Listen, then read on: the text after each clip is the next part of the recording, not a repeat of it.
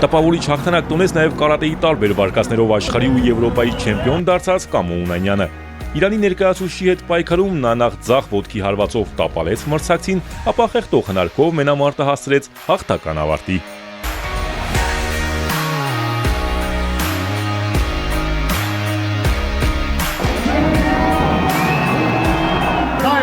Զրուցակիցս Կամո Ունանյանն է, որը կարատեի աշխարհի ու Եվրոպայի չեմպիոն է, բայց արդեն 8-րդ անգամ ուժեն է փորձում MMA-ում եւ ունի 8 հաղթանակ։ Կամո, այս անգամ հաղթանակը բավականին արագ ստացվեց։ Հիասթափված ես։ Հիասթափված չեմ, որովհետեւ նաեւ միջև այս մարտերը նաեւ 2 մարտ եմ ունեցել, որ էլի արագ է ստացվել։ Այդ երևի դրանից է իմ այդ տեխնիկայից, որ ձեռք, ոտ, միայն ձեռք չէ էլի, տարբեր հարվածներ եմ օգտագործում եւ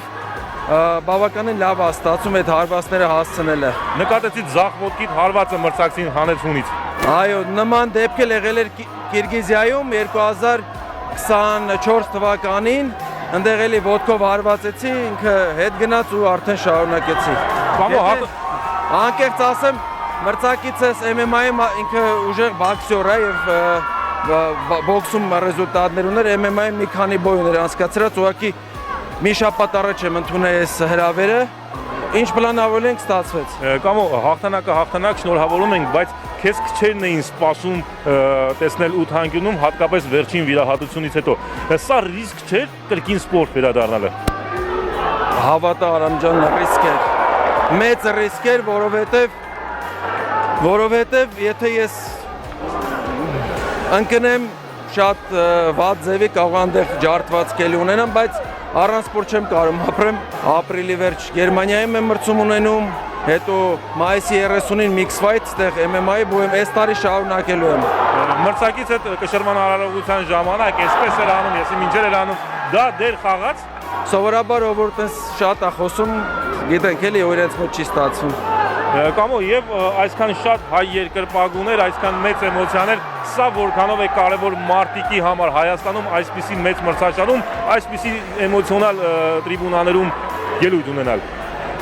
Արամ ջան, եթե ճիշտ ասեմ, ինձ ավելի շատ խանգարում է։ Չէ, լավ է, որ իրան գալիս են երկրպագում են, բայց ոնց որ